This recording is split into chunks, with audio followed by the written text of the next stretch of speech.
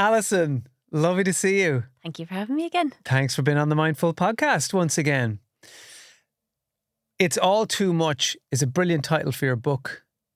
Why does that resonate, do you think, so much with you and all your new readers? I'll be honest, I actually find myself saying it all the time and not in a calm, mindful way. I'm like, it's all too much, and it's something that, as I've said to other people, they're like, oh my God, I say that all the time. And it's interesting, the key word in my first book was people always were saying to me, I just feel so overwhelmed. And now people are like, I do feel overwhelmed, but it actually feels too much. Yeah. So the premise of the book is out of 25 years of, experience of working with people with panic attacks and anxiety and trauma. And a lot of times I think the onus is put back on the person. If only you were more resilient, if only you were more organized, if you, as you said, threw yourself in an ice bath, everything will be fine. Whereas I think how we're living isn't normal, even though it's normalized. Yeah. So I just want to come in as a psychological disruptor. I want to create this soft revolution because it's all hustle, hack your way to, great life. I always thought the word hack was horrible. Why would you want to hack anything? Do you know? Yeah. So I'm much more about the soft and coming at this from a compassionate point of view. Well, hack also suggests shortcut. Yes. A hack isn't something that's going to take me a long time to develop or skill, train myself in. A hack is something that I pick up straight away. Oh, I just opened my tin of beans this way and my life is sorted. I just fixed my anxiety, with this nugget of wisdom I just picked up. Everything's fine. Yeah. That is brilliant. That's I actually never realized why I disliked it as much as I do. But that's it exactly. And the truth is, when you've got to overwhelm, it's been building for a very, very long time. It might actually have been building for years. And people will come into me and they'll have had, say, a panic attack and they're like, it came out of nowhere, which is true. Normally happens on the couch, sitting at home, and they're like, nothing was going on, absolutely nothing. But there may have been months or years of being overstretched and overwhelmed. They might be somewhat of a perfectionist. I call them the usual suspects of anxiety. Okay, well, look, I find this interesting. Anyone who knows my story knows it began in 2007 with a panic attack while I was driving. Yeah. I guess sitting down, facing front, not doing a huge amount of the driving activity. is another big one too, and it really scares people, obviously, because they're driving. Yeah, and it's terrifying, and it stops a lot of people driving. A lot of people might come to me because they're afraid they'll have another one whilst driving. Or maybe they attach driving to the panic attack totally. in terms of blame. Yeah. Let's dive into these usual suspects then. I'm intrigued, and I guess anyone who has felt that maybe panic attacks may be something they could deal with. Maybe they felt close to what they imagine a panic attack might be like. Maybe people listening have had them and know all about how frightening they can be. Or maybe they've got people in their life who have panic attacks and they like to be able to help. So take us through the usual suspects. So I did think of it from the film. And I kind of, when I'm talking with someone and they're sitting in front of me, the usual suspects are always there. And I kind of see them lining in. And they're standing there one by one. And the first one that's often there is perfectionism. Okay. And it is funny. It's not fashionable now to say you're a perfectionist, but a lot of people still are. And it's kind of trying to attain these unattainable expectations of yourself. It used to be a badge of honor, though, wasn't it? It was. The cliched question at the interview, what's your biggest fault? I'm a bit of a perfectionist. Yeah. But now that maybe is seen as not necessarily something to be boasting about. Not boasting, but a lot of people internally fight with it. And it's a really nasty one because it really attaches to your identity.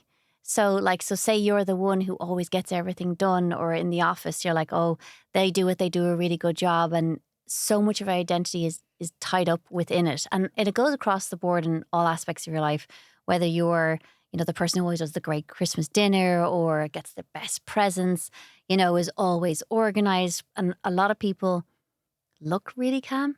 And I suppose that's a big part of what I would like people to know from the book is that a lot of people are going along and they're doing really well on the outside. It looks like they're calm and they're confident and really competent. What I actually see, Dermot, a lot is high functioning anxiety. So it's what we applaud in society, that you're doing great in your career and it looks like you have all your ducks in a row, but really you're Yeah. pedaling very, very fast under the water. And I think a lot of isolation can happen from it because you'd be afraid to actually say, I'm actually finding it really hard. I actually Yeah. can't sleep. I'm waking up in the middle of the night. I'm waking up first thing in the morning. I'm really irritable. So perfectionism is definitely the first Okay. one that comes into my usual suspects lineup. Yeah. Who else are we seeing in the lineup? Overwhelm. Okay. Overwhelm is always there. And overwhelm, it's kind of a slippery one. It's hard to put your finger on, yet you feel it. So I kind of describe overwhelm in the realms of anxiety and panic attack as like a tsunami. And it's like you can see it coming. So say you have a load of things coming up the next day or that week, and it's just like this horrible slow motion tsunami coming towards you, and you're like, oh, how am I going to actually physically do all of this week? And what happens is people they knock out the stuff they need. They knock out, they'll work later. They'll get up earlier. They'll scrap the exercise. They won't have any downtime for themselves at all. They're not switching off. So they will do what needs to be done, but at a massive cost to themselves. And then within that, the next person is that they're overstretched. So we overstretch ourselves, but not just even as a badge of honor. Again, I think panic attacks and anxiety, a huge part of it is the identity piece. And it's because you feel, well, who am I then?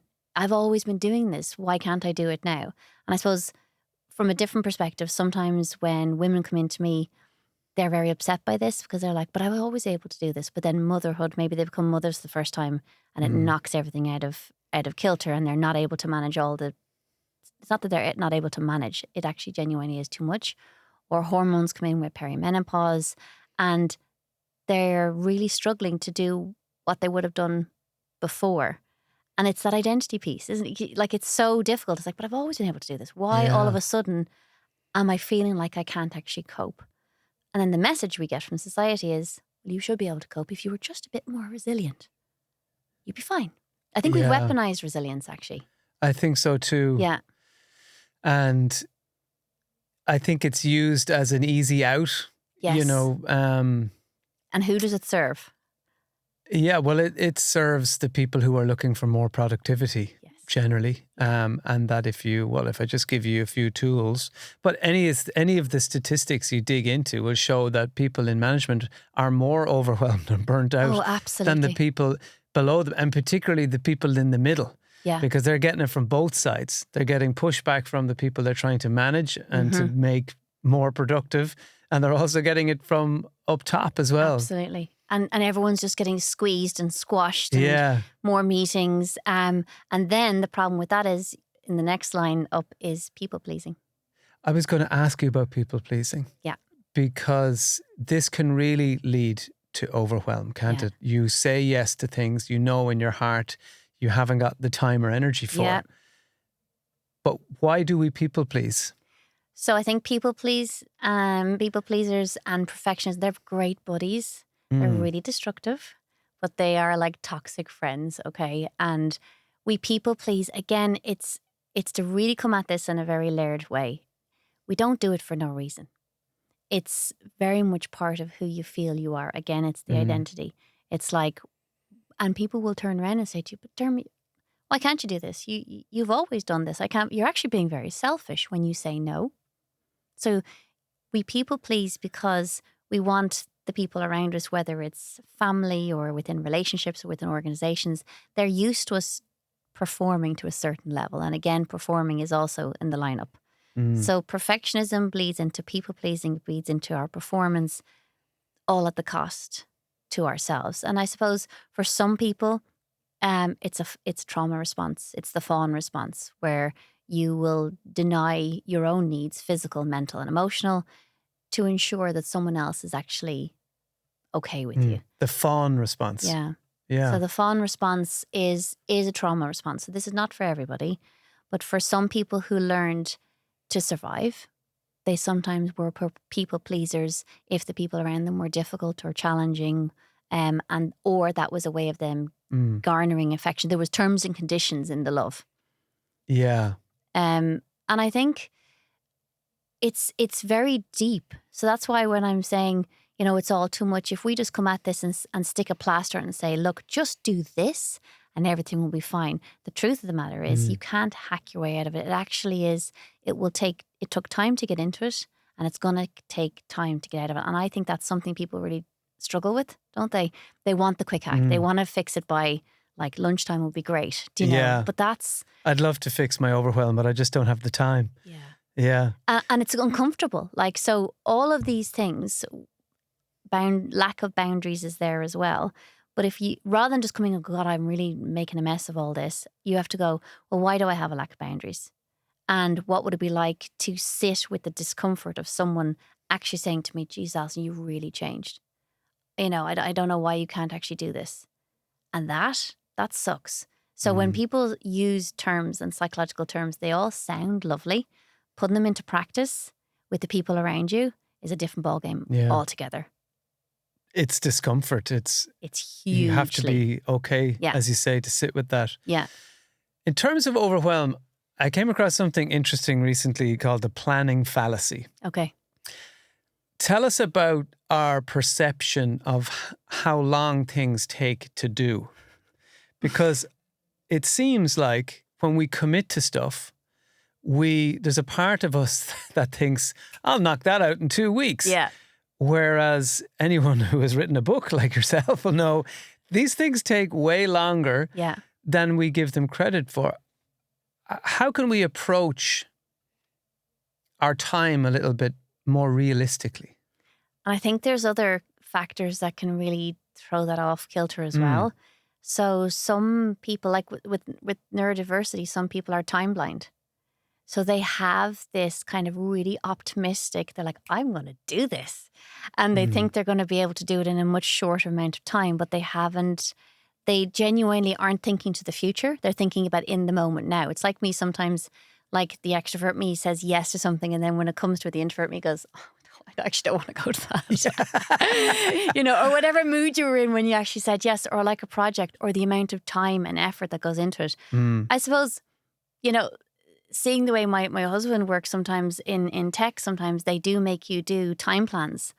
And that would be soul crushing to me now. I would hate that because I'm much more arty-farty and I like to, you know, let's just do it, which is bad. So that's not good advice to anybody. But like, I think how they actually measured out, they have to say how long a project will take. They actually mark it down. They write it down.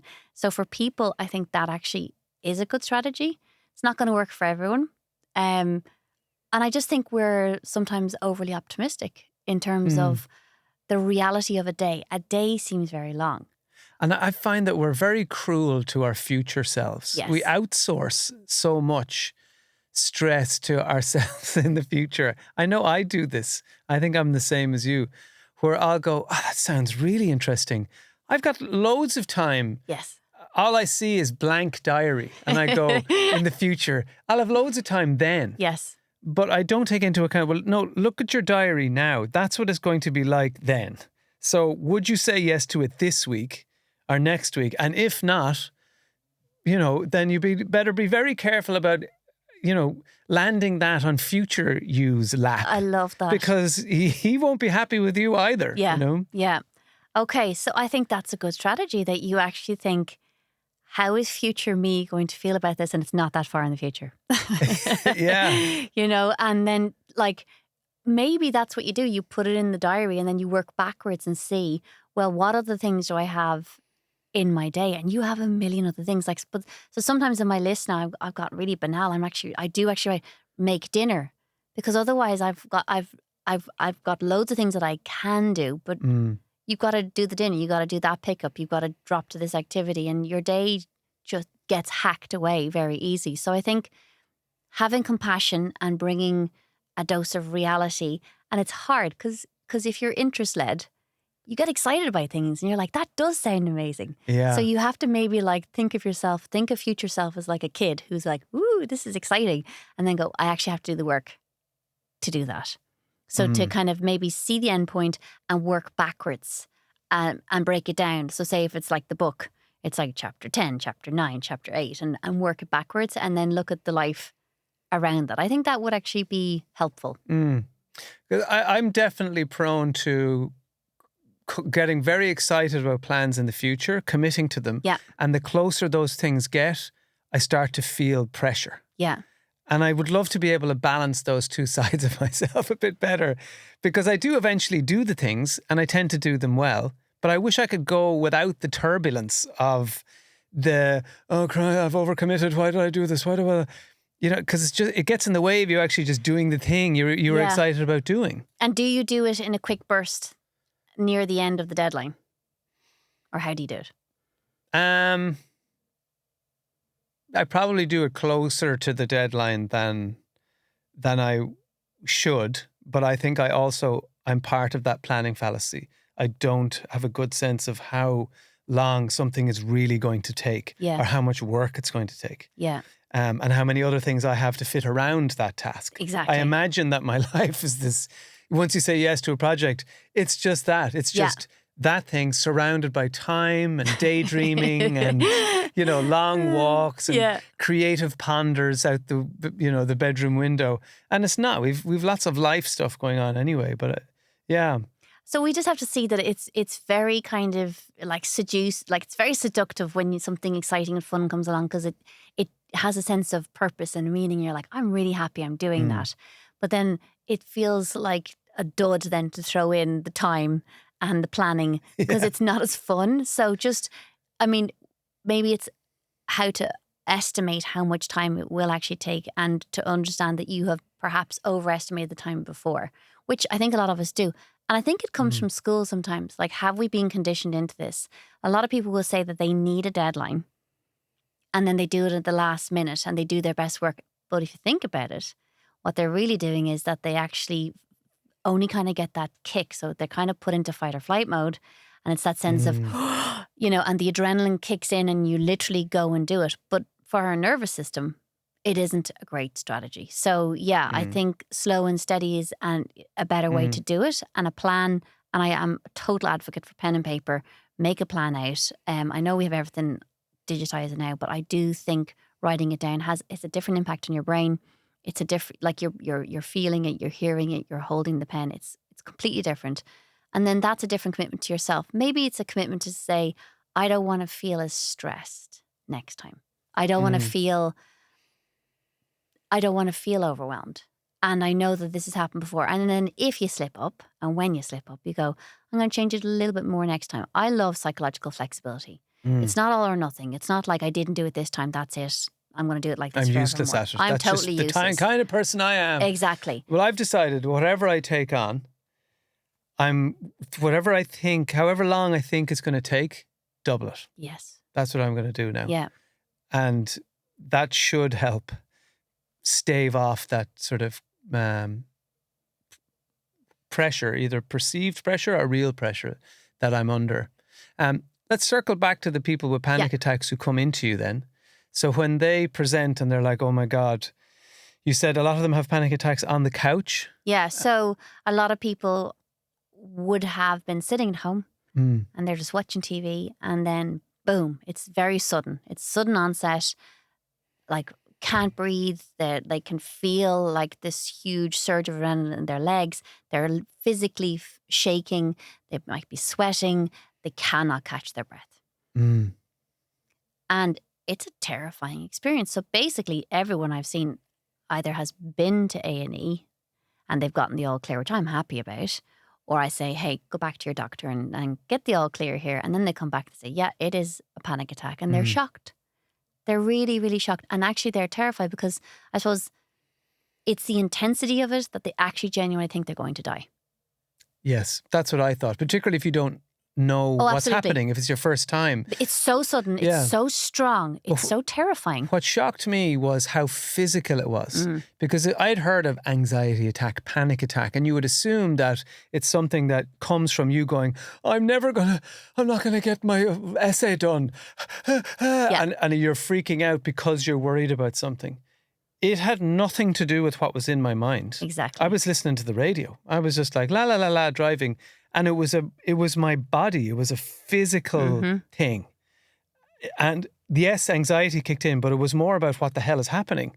Am I dying? Am I Yes. having a heart attack? Is this what a stroke feels like? And am I going crazy? Yeah. So and I don't like that word, but that's what people say to me. They're like, no, I'm actually going, like, you're going to send me off now, aren't you? And I'm like, no, it's okay. And they're like, no, my auntie, I was like, stop, like, come back. But the more people say that to me, the more I go, okay, tick, tick, tick. And that they've got a medical all clear.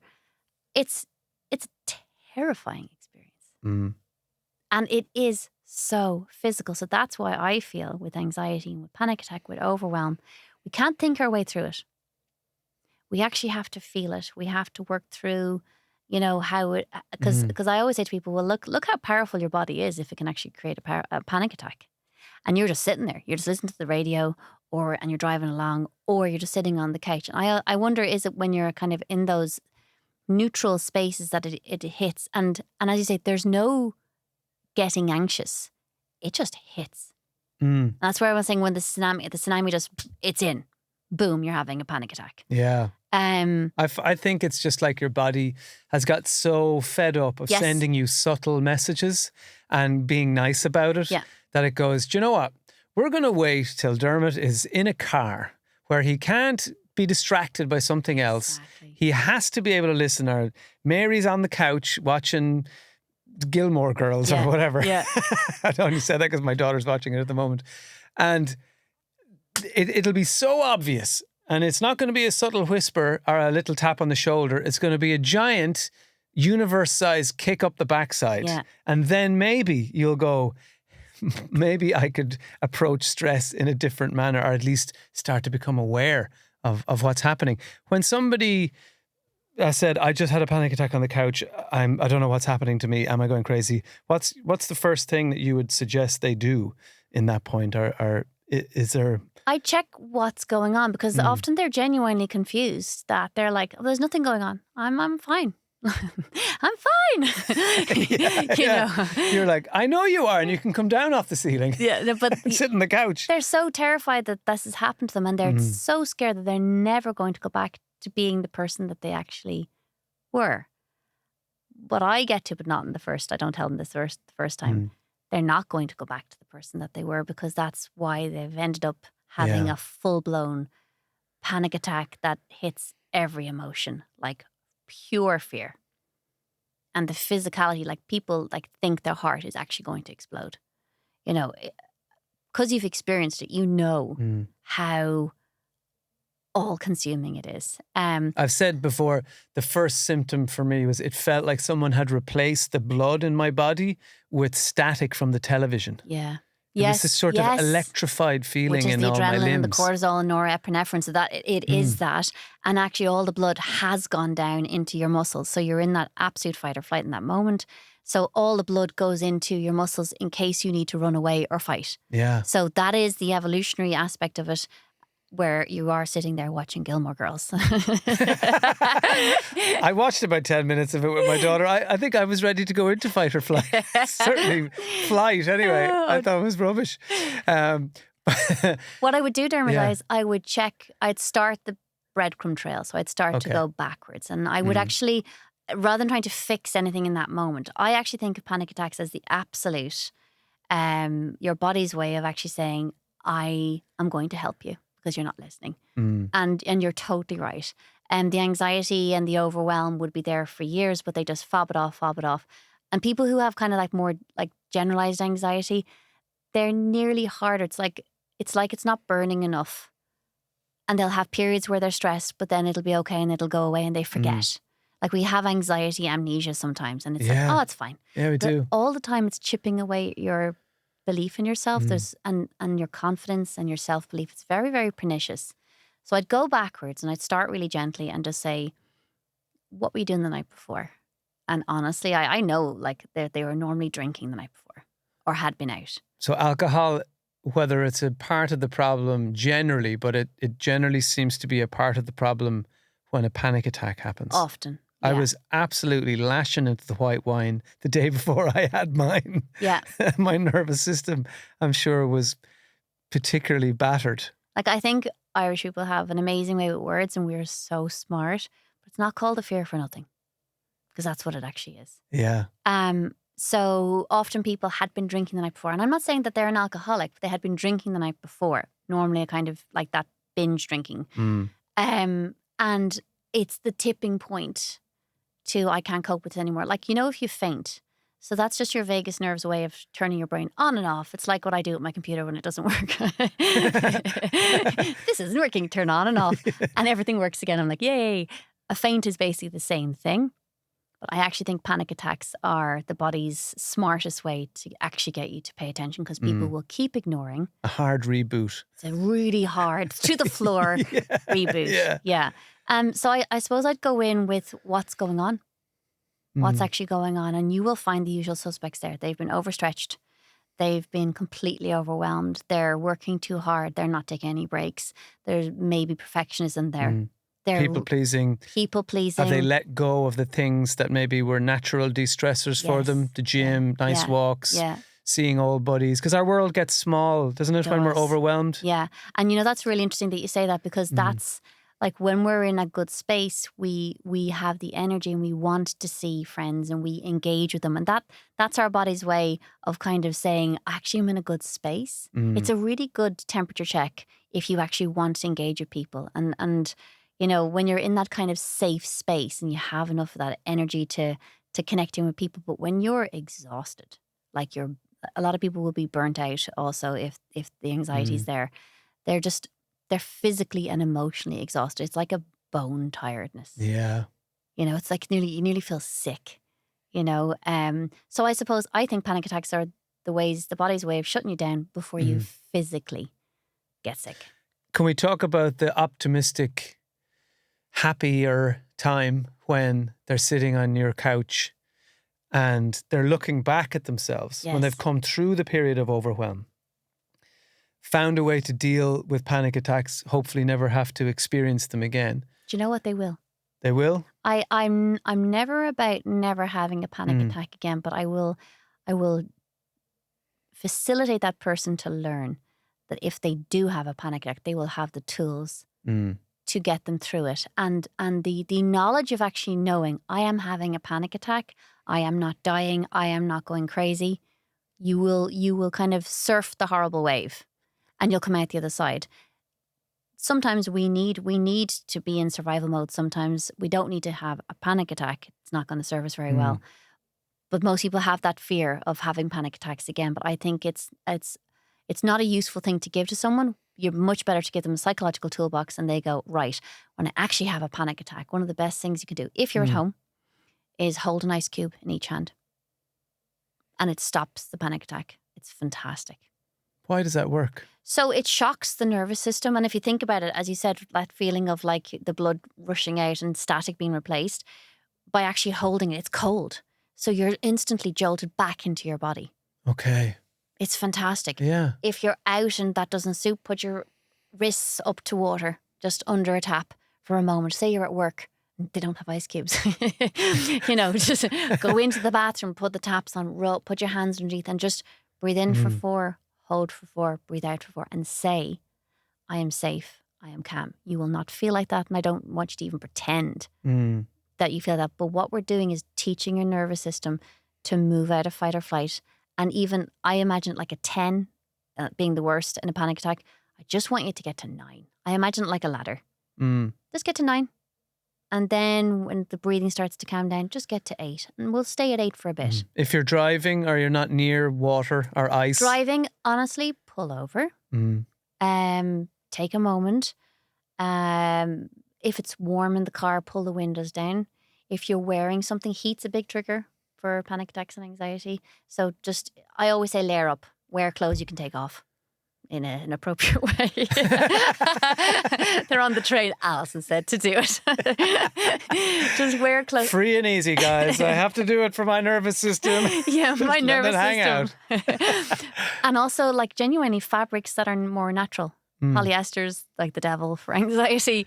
You want to wear clothes that have breathable fabrics like cotton. Yeah. Did you find that? Did you find heat or certain clothes, did that ever trigger?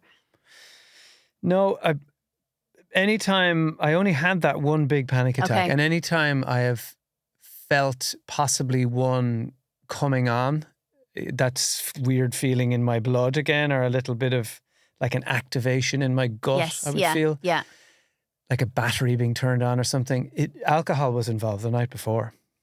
Yeah. I mean, I just had to come to a decision on alcohol and go, like, at least be aware that if you're going to indulge, it's going to have a big impact on my nervous system. That's how it works. You know, I call it the wrecking ball for my nervous system. Totally. There's no way around it. I can package it up, and because we're constantly brainwashed every day. Oh my God. You know, that it's a relaxant and that first sip, and it's complete rubbish. Yes. You know, it's the complete opposite. Yeah, it does the complete opposite to us. But we're pushing back against that all the time. You know, and I really have to work with alcohol a lot of the time. To try and keep de-brainwashing myself, you know, and not be lured back into the trap, because it's easily done. When people are looking back at their lives, you know, on the other side, feeling a lot happier and things are less overwhelming for them, are they surprised at the normal that they were living when they came to you first? So sometimes they genuinely forget how bad it was. Some people do. And they're like, no, I don't know. I'm feeling better. You're feeling better because you've cut down your alcohol, you're doing exercise, you're sleeping better, you've been doing therapy, we've gone back to your childhood. You're like, will I go on? And they're like, I think a long weekend of drinking wine with the girls, I deserve it. No, but there's a grieving process that you cannot live the life the way you were living it before, because it was actually too much. So what happens is we do a review, and genuinely the presenting issue, which may be the panic attacks, then just kind of brings us back into really exploring what it means to be a perfectionist, and then how to start gently changing that in your life. People are really, they do feel like it's life-changing. You can change panic attacks. Like I said to you, I love working with panic attacks. Like, people can come in thinking they're really genuinely, they're never ever coming out of this. It's so debilitating. To actually going back to like, oh my God, not only can I handle this, and I do think there can be growth through adversity, but a lot of times there can have been trauma there as well that had to be processed, and it had to be processed within the body. So a lot of the work that I do with clients is kind of just getting them to connect in. And sometimes it seems, but like just getting them to kind of connect in. Where do you feel? I feel it in my heart. And if you feel that anxiety, say just more general everyday anxiety, people will say they just feel like their chest feels tight, or like someone's standing on them, like size 12 docks just sitting on top of them. And it's these somatic practices that actually bring them back into their body, help them release the feelings and the emotions that have been stuck in your body. Because the one we didn't look at was freeze. A lot of people become completely immobilized, or they're like, why am I always procrastinating? Why can't I start this? Because they've so much to do, they don't even know where to start. But again, there can, for some people, have been trauma there whereby their whole system just shuts down. So it's, how do you learn how to unfreeze? So my whole premise is it's kind of an SOS switch. So an SOS switch is, how do you move, get out of survival and back to safety? And that's kind of my goal with everyone. And if you think of the ladder, so I'm at 9 today. Okay. And I think the key, Dermot, is just to notice it. Just go, oh, all right, I'm at 9. And also to notice if the 3 I's are present. The 3 I's are when you're more irritable, intolerant, and impatient. And that trickles into everything. So basically everybody on X. Yeah. And everybody, you're standing in the queue, everybody isn't that annoying. Do you know? You're like, they're so annoying. Or you're in the car and you're like, move. Yeah. You know, so it's... The rest of the world is an idiot. You know, you go through those phases where you're like... And I think sometimes you can gravitate towards... It's something I became aware of when I learned that cynical talk, a lot of the time is an indicator of your own stress level. So if you find yourself naturally gravitating towards people who you know you can have a good bitch with, you know, or what's so-and-so, what's that brilliant manager going to do to us today? Oh yeah, typical. If you find your language is like typical, always, Yes. never, Yeah. all those kinds of things. That for me, if I find myself, I'm like, okay, that's a little bit of stress hanging on there. Yeah. You know, and we can seek out people who can mirror those three eyes, I think, can't we? Absolutely. And it's easy to do, isn't it? Mm. You know, and you're so right, but that cynicism is part of burnout. So if you've been burning the candle and the wick and everything, Yeah. at both ends. Smashing up the furniture, Yeah. burning that as well.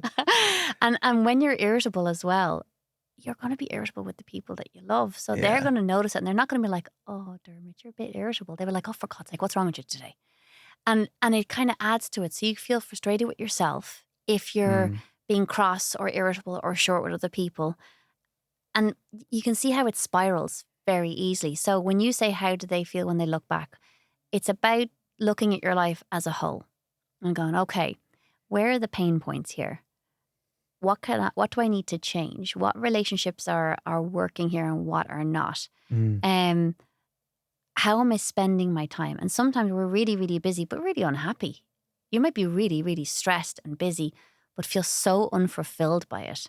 So it's that kind of at the complete, when I stand back, it's normally an existential crisis that's going on for a person. And it's like, how did I end up here? What do I really want? Is this it? Yeah. Is this all there is? Is this what I'm doing with my life? And there's no sense of meaning from the work that they're actually doing, and it starts to trickle out that anhedonia, just general sense of, this is all a bit crap.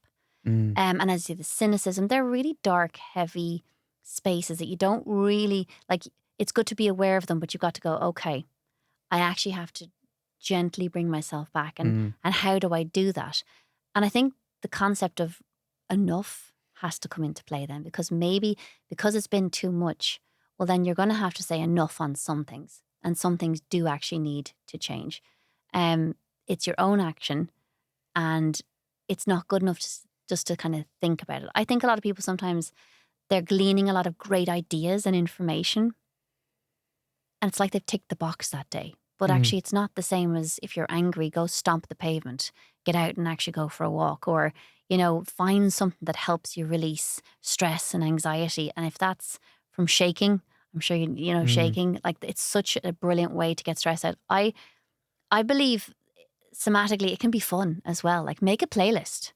Like, you could have a playlist for when you're feeling really angry and have some great music that you play at the top of your voice. Like, or when we sing and gargle and chant and do whatever you like, it actually helps reset your nervous system. But it doesn't have to all be You could be rocking your head to something that you absolutely love, or, like dance music or whatever it is, something depending on the mood. Or do you want to actually do some boxing or just punch a pillow? Like, I think sometimes we're a little bit too holy about this stuff. Definitely. It's bringing the fun back in and finding that everyday joy. And the everyday joy to me are, you become a glimmer seeker. So a glimmer is the opposite to a trigger. And we all have triggers, and certain things set us off in certain ways. People say things, or we get upset, and they're coming from, times where we've been wounded before. But actually seeking out glimmers in your everyday life, that's kind of the way back. And that could be like a nice walk in Howth, or, like wherever you live, like knowing what senses really work for you. So for me, I love just going down to the beach, or I prefer going into the forest. You can go into your back garden. It doesn't have to always be, or just even stomp around, where you live. But I think it's to kind of bring your body back into the picture, because we're and overthinking is a way of controlling as well. And I think everyone tries to overthink their way out of situations, or they're trying to control how it actually will be. But sometimes we actually just have to surrender and let go, and then make a plan and go, this is not working at all. I'm wrecked. I'm so frustrated. I'm so narky with myself and with everybody else. There has to be a better way, and there is. And sometimes it's like, maybe actually that friendship isn't working, or maybe that job is really crushing my soul. I know you have to earn money, but is there another way to balance it out? It could just be that you take up something that you enjoy doing on your time off, that you fill up a bit. But this constant giving without actually replenishing and resourcing back to yourself, it's going to end up, and normally it ends up as a panic attack.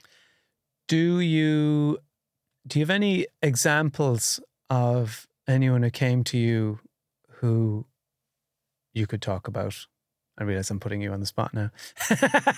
What I could do is give you a composite. Yeah. Because everyone is so very different.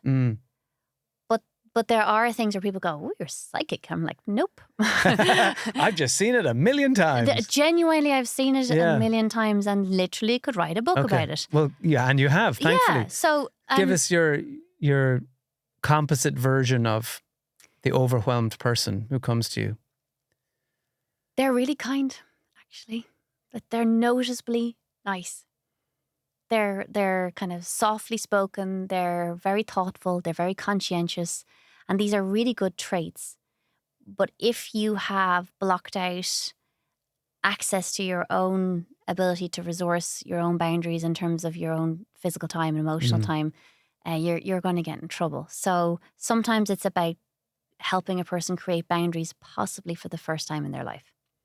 Wow. Yeah. So the boundaries is a big one. And it's really hard. Are they generally parents? A lot of times, yes. Like I would see, like, anxiety affects women twice as much as men. And I've lots of thoughts about that. Would you consider there's the added pressure, social pressure to be carers, minders, so that aspects of people pleasing might be more visible in women? I think it can be. And not even that we're conditioned into it, we're rewarded, and even the language differences between gender. Like if a woman is being like assertive, a man might be seen as, gosh, he's very strong. He's a good leader, isn't he? And she's so bossy. It's difficult. It's difficult. Like I'm like, here's to the difficult women. Let's go. It's actually impacting women's health. 80% of women, or 80% of people with autoimmune diseases are women. So it is impacting. Like I get a bit kind of, when people say, oh, first world problems. We do have first world problems, actually. And a lot of them are with our mental and physical health. And a lot of them are with women. So twice as much women as men have anxiety. Now, when I look at men in a different sense, then we have to look at the statistics and the figures for suicide are worse for men. So it isn't just men, women. I think everyone needs a help out, to be quite honest.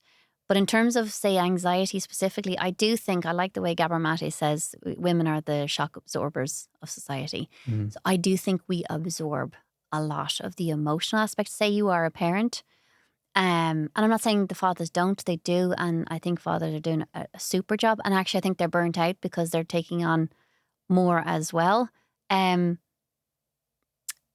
We just have to wring ourselves out a bit. I imagine it's like sponges. And you've got to figure out, how do I release some of this? And some of that is just basic stuff like rest. So I talk about dear time. So drop everything and rest.